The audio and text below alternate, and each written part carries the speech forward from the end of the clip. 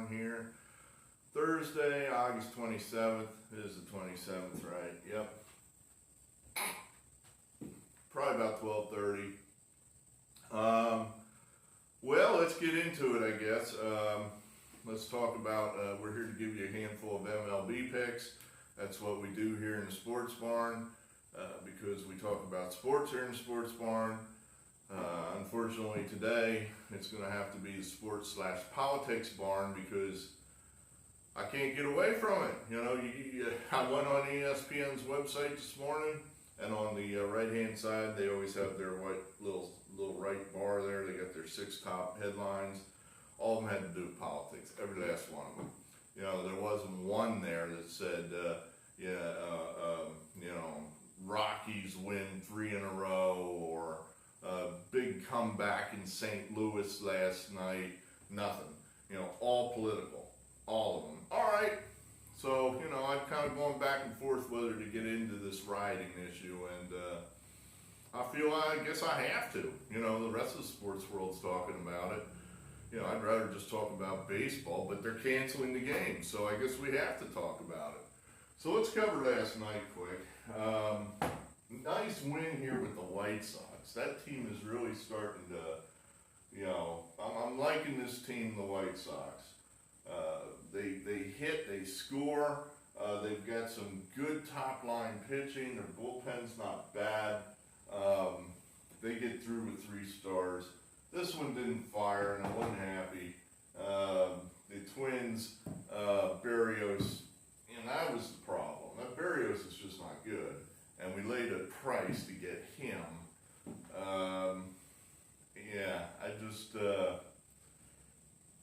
Our Sean Inc angle didn't work the first time out, so we'll tweak it, see if we can get better at that one.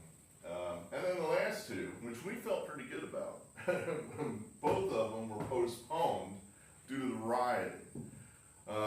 So what about that?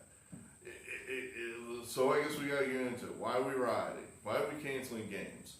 Well, apparently in Kenosha, it's a small town just north of the Illinois-Wisconsin border on the lake there in Wisconsin. Man was shot by the police. This happened, I don't know, maybe Monday, I'm guessing. I don't remember. The facts, as best I can tell, are these. The police are called by a woman saying, there's a man here at my house, he's not supposed to be here, he's taking my keys, he won't give them back. This is presumably Jacob Blake, man who was shot. Presumably he's the guy she's talking about. So the cops say, okay, well, we'll be there. Who is it? It's Jacob Blake. Okay. So then they look it up and they see they got a warrant for this guy's arrest, which apparently had been filed, you know, weeks and weeks and weeks ago in July. I guess that's how it goes with some of these warrants, is that, you know, you file a warrant for the guy's arrest and, you know, they just pick him up whenever they can pick him up. They don't actually go out looking for him. I mean, I guess they just figure, well, we'll get to him sooner or later. So, you know, he's got a warrant for his arrest for domestic abuse, I think among other things. So out go the cops. They get there. Apparently there's some kind of scuffle, presumably because they're trying to arrest Mr. Blake. They tase Mr. Blake. That doesn't work. He won't go with them. He's resisting arrest. So he gets away from them. He walks around in front of his vehicle, all cops following right behind him with the gun drawn. You know, and the cops saying, I assume, stop, stop, stop, stop. You know, and then he opens up the door of his vehicle and he reaches into the vehicle, and the cop's right behind him going, stop, stop. And he's, doing whatever, pulling on the guy's shirt. So when he reaches into the vehicle, the cop shoots him in the back. I believe 7 was the operative number, 7 times. So, and then he survives, you know, like Vito Corleone, gets shot multiple times and survives. So, good. You know, I don't wish the guy dead. I'm glad he survived.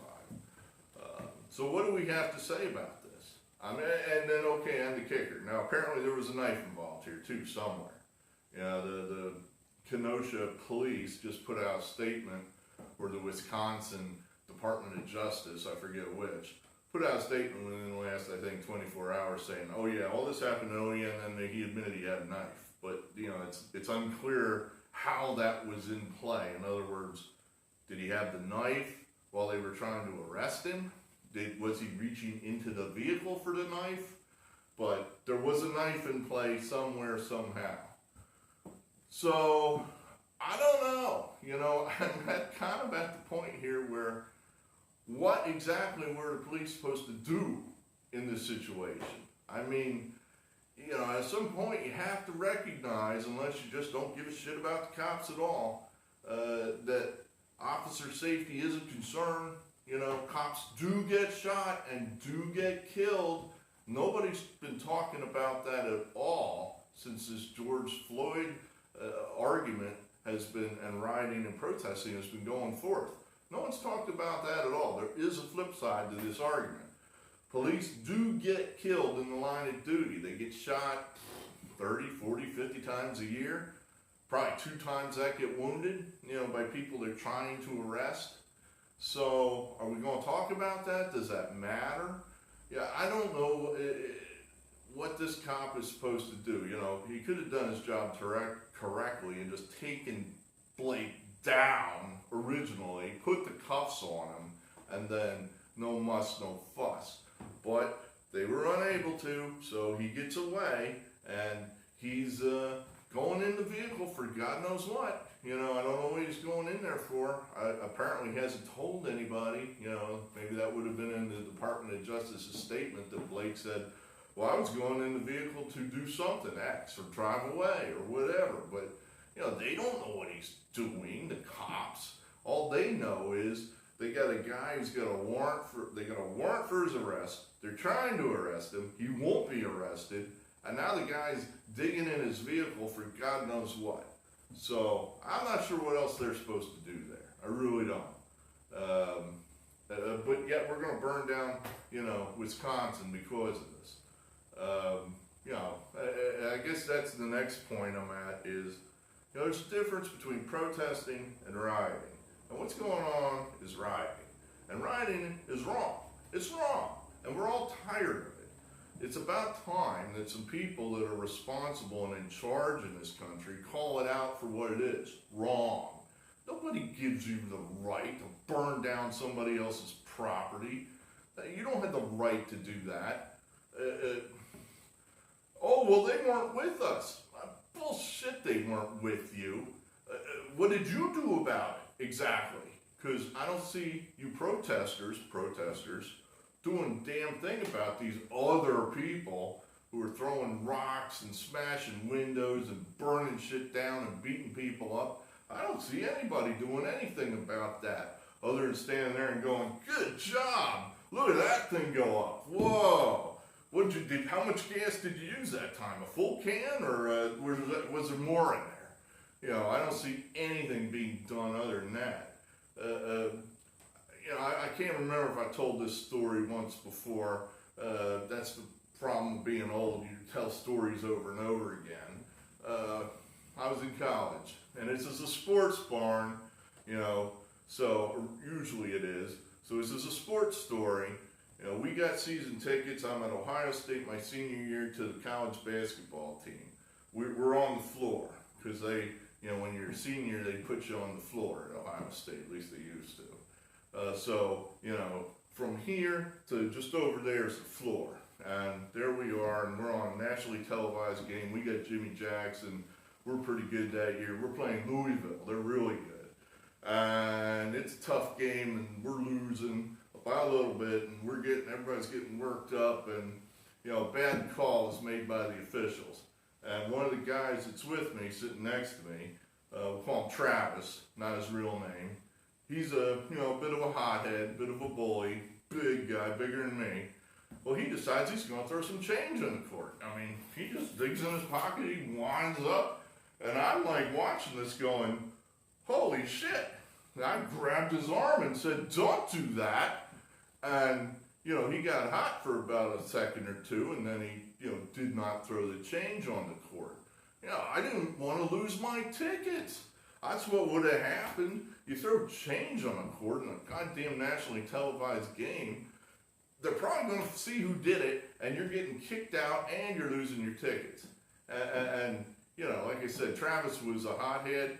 I'm sure if, you know, you talk to him outside the game afterwards, in sober reflection, he might have admitted, yeah, that was kind of stupid. I just lost my head. You know, I didn't want him to do it, so I grabbed his arm. You know, what are you doing, protesters? What are you doing against these rioters? You know, as far as I can see, nothing, because you condone what they're doing. And you're not winning any friends by doing it. You know, and that goes for all you athletes out there canceling games and kneeling and expecting all the rest of us to kneel too. You're not winning any friends. You know, you want an honest discussion about police brutality, then let's have one. You know, you got to incorporate the police's side of the argument into your discussions if you want to have an honest discussion of how to come to a middle ground between guys getting shot for no reason and them doing their jobs. I mean, you know, unless you want to just cut the police out altogether, you can certainly do that. Do it! I mean, I'm bored with listening to you people. Defund the police, then do it. In these cities, you have huge majorities of people that think like you. Then just do it. Fire all the cops. I'm sure you'll have a ton of people that'll move into your little utopias. It won't be anybody of any value or worth, but they'll move in. I won't. Have at it. See what happens. For the rest of us that have some sense and want some kind of police, then let's have an honest discussion about the role of the police. Don't freaking plant your flag on the hill of Jacob Blake. Exactly what were we supposed to do there with Jacob Blake? I mean, you know, the cops, I guess, were just supposed to dive in that vehicle and tackle him and, you know, take him down that way and pray to God they don't get stabbed or shot or something. You know, the cop has an argument. You know, exactly what was he supposed to do to protect his safety? Because, like I said, at a certain point, you got to take the L. I said that in the Rashard Brooks discussion. That was a guy that gets shot at Wendy's in Atlanta, the drunk driving episode where they're going to book him, and he freaks out, resists arrest, grabs a taser, throws the taser down, takes off, and as I said, the cops should have just took the L and said, let him go. We'll pick him up later. Well, the flip side of that discussion is, when we go to pick him up later, if he's just going to freak out and resist arrest again, well, then at some point, we're going to have a confrontation with this guy. We're going to have a fight and really take him down hard. You know, at some point, they're going to arrest you. Just go with it. My God. You know, where's your responsibility for this? You're laying it all on the cops. You know, the citizenry has a responsibility too, that when the police come to your door, sometimes they're not there to ask for donations. Sometimes they've actually got a reason, a legitimate reason to believe you committed a crime. So at that point then, you go down to the station, you call your lawyer, and that's how that goes. But, you know, right now it's all just, this is a one-sided argument. It's just the cops are always wrong, the cops can do nothing right, and, you know, I happen to want some police in my township. We don't want a place without police around here. So, I don't know what else to say about that. Only other thing I had, you know, I had poorly formed thoughts in my head, so they just spewed out. I'll have to watch the tape to make sure I didn't say anything too inflammatory. But I saw a clip of Ronald Reagan when he was governor of California, and I thought, where's that guy now? Because he said, you know, a lot of this rioting, and he's referring to stuff that was going on for the Vietnam War at that time. He said, a lot of this is going on because some of the older people around here that should know better are putting the idea in young people's heads that they got the right to pick and choose which laws they follow in the name of social justice. You know, amen. Amen. So, there you have that. maybe this will all disappear by tomorrow, so we can just talk about baseball tomorrow. Toss the NBA. I don't know when they're going to play again. For the moment, I don't care. Let's talk our Thursday slate of baseball. We have 6 games here. St. Louis, they had a huge comeback last night. As you know, we're big Cardinal fans here in the barn. And the Cardinals are going up against the crummy Pirates. To be honest, I have no idea if this is a 7-inning or 9-inning game. I spent 10 minutes surfing the internet looking for that specific answer, and I still couldn't find it. You know, that's 2020 MLB for you. You know, we don't know. 7-inning, 9-inning. I don't know if the players know. I honestly don't know. It's a doubleheader of some kind. This is the first game of it. It's a COVID doubleheader. So I kind of think it's a 7-inning game, but nowhere can I find that reported. So, you know, either way, we're going to take the Cardinals for 1 star. Got to lay a bit of a price, but the Pirates are terrible. So, we're going to try to catch a falling knife here. I think Arizona has lost like 8 games in a row. And this is kind of their last stand. You know, they have to have this game or the season's over. And I kind of think, you know, we're doing a little different here. We're going to take the run line. That means we got to win with a team that's lost 8 games in a row by 1.5 runs. So that would seem to be a little stupid. But the thinking is that each of these 3 games they've played in this set with the Rockies have been very, very close. And I think the Rockies have exhausted their good pitchers at the back of the bullpen. So we're kind of hoping now that, you know, we might get to some of these soft guys that, and then Arizona maybe hasn't used all their best pitchers. As you know, these teams always wait to have a lead to use their best pitchers. So, you know, I'm thinking Zach Gallen's been a pretty good pitcher for them. We're hoping to get 9 innings of decently pitched ball with Arizona. And that maybe they hit the ball a little bit. They have been scoring a little bit. They scored, I think, 7 runs last night. You know, so maybe we win this game 6-3. You know, that's kind of the hope. At a price, you know, we're getting paid to do this stunt. So, you know, 140 we're getting. So we're going to try that. 2 stars here with Toronto. Our 2-star record, awful. So, you know, beware. You know, they're on a roll. They're you know, they're better than the Red Sox. That's a steep price. I don't know they're that much better.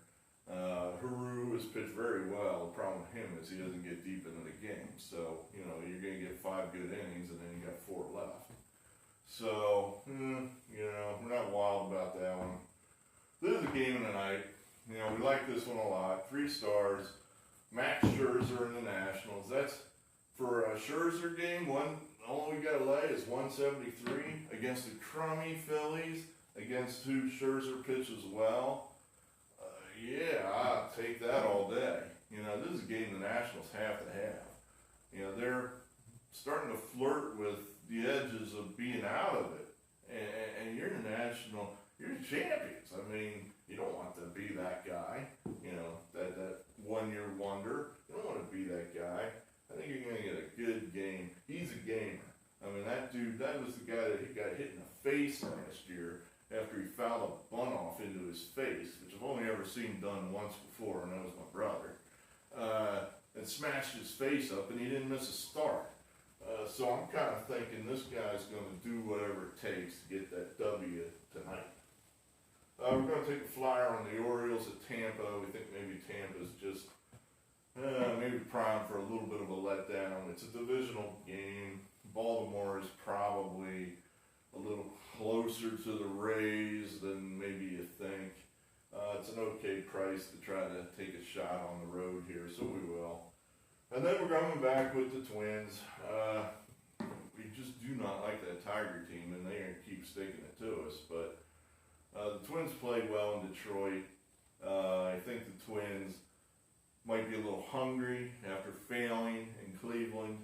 I think that, again, back to the Cleveland pitches well argument, that maybe it's easier to hit now that we're going to go face some weaker pitchers and we don't have to face these Shane Biebers of the world.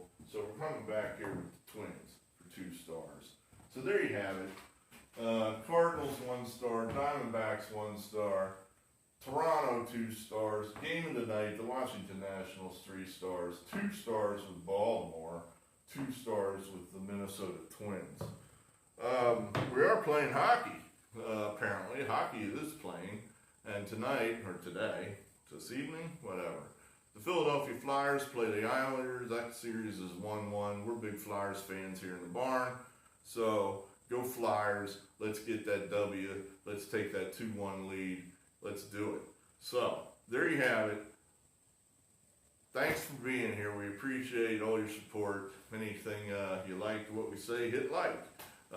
If you really like what we're doing here, subscribe. Or tell your buddies. And we'll get some more viewers here in the barn. But thanks a lot. We'll see you tomorrow. Good gambling, good luck, and good afternoon.